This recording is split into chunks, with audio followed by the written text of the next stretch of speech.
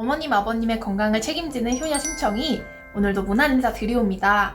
요즘은 음식의 중요함이 더없이 강조되는 때라 뭘 먹으면 좋을지 고민하시는 어머님, 아버님들 많은데요. 그것만큼 중요한 것이 바로 식후 습관입니다. 이게 망가져 있으면 여러 가지 병이 올 수가 있어요. 그래서 오늘은 식후에 절대 하면 안 되는 습관 알려드릴게요. 첫 번째, 양치질입니다. 밥 먹고 양치질을 하지 말라고요? 나이가 드실수록 치아 관리에 대해서 더 중요하게 생각하시는 분들 많은데 식사 직후에 하는 양치질이 독이 될 수도 있다는 사실 알고 계셨나요? 식사 직후에 칫솔질을 하면 치아를 코팅해서 보호하고 있는 에나멜층을 벗겨내게 됩니다. 에나멜층이 없어지면 치아도 정말 쉽게 썩고요. 특히 오렌지나 와인, 커피 같은 산성을 띠고 있는 음식을 드시고 양치질을 하면 에나멜이 녹아버리게 됩니다. 그럼 식후에는 어떻게 하는 게 좋냐? 식사 직후에는 음식물 찌꺼기를 제거하기 위해서 물로만 헹궈주시고요. 식사 후 1시간이 지나면 양치질을 해주는 것이 가장 좋습니다. 2번은 커피와 녹차를 마시는 일입니다. 심청이도 밥 먹고 나면 꼭 달달한 라떼를 먹어야 하는 커피 마니아인데요. 그런데 여러분, 밥 먹고 나서 커피나 녹차를 마시면 우리가 콩이나 녹색 채소 또는 견과류를 통해서 섭취한 철분이 잘 흡수되지를 못해요. 커피와 녹차 안에 있는 탄닌 성분이 철분과 결합을 해서 체내 흡수를 방해하기 때문인데요. 특히 철결핍성이 있거나 빈혈이 있는 분들은 식사 직후에 커피나 녹차 꼭 피하셔야 합니다. 그리고 이 커피와 녹차 속에 있는 탄닌 성분이 철분뿐만 아니라 전립선 기능을 강화하는 아연 같은 미네랄의 흡수에도 영향을 줍니다.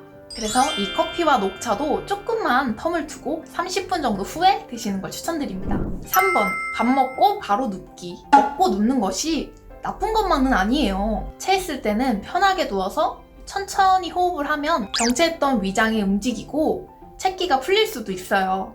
옛날 어른들이 밥 먹고 누워 계시면 그렇게 잔소리 많이 하셨는데 이 말씀이 맞는 말씀 같습니다. 누워있게 되면 식도의 위치가 낮아지기 때문에 위장 안에 있는 음식물과 위산이 역류하기 너무 쉬운 상태가 됩니다. 근데 이 상태에서 누워있는 것만이 아니라 잠까지 들게 되면 위장 안에 있는 음식물이 머무르는 시간이 길어지면서 위에 역류성 식도염이 쉽게 생길 수가 있어요. 4번, 식후 디저트. 식사를 마치고 나면 이렇게 높아졌던 혈당이 다시 안정세를 찾는 때인데요. 그런데 이때 달달한 디저트가 들어오게 되면 다시 혈당이 쭉 높아지면서 고혈당 상태가 됩니다. 이 상태가 되면 췌장에 큰 부담을 줄 수가 있어요. 대부분의 디저트가 설탕 같은 정제당을 사용해서 만들어지기 때문에 일반 탄수화물보다 혈당 올리는 속도가 매우 빠르고요. 그리고 이후에는 반작용으로 혈당이 올라갔던 만큼 다시 뚝 떨어지면서 기운이 빠지고 배가 금방 고플 수 있습니다. 5번, 무리한 운동. 아무리 좋은 음식을 먹어도요, 먹고 나서 바로 운동을 하면 헛수고가 될 수 있습니다. 우리 몸은 일정한 양의 혈액을 재분배해서 쓰는데요. 밥을 먹고 나서 소화를 돕기 위해 위장관으로 혈류를 많이 보내게 됩니다. 상대적으로 팔이나 다리로 가는 혈류는 줄어들게 돼요. 그런데 계속 움직이면 근육의 혈류를 가져다 쓸 수밖에 없기 때문에 위장간으로 가는 혈류가 방해를 받게 됩니다. 그래서 밥 먹고 나서 뛰게 되면 위경련이 일어나기도 하죠.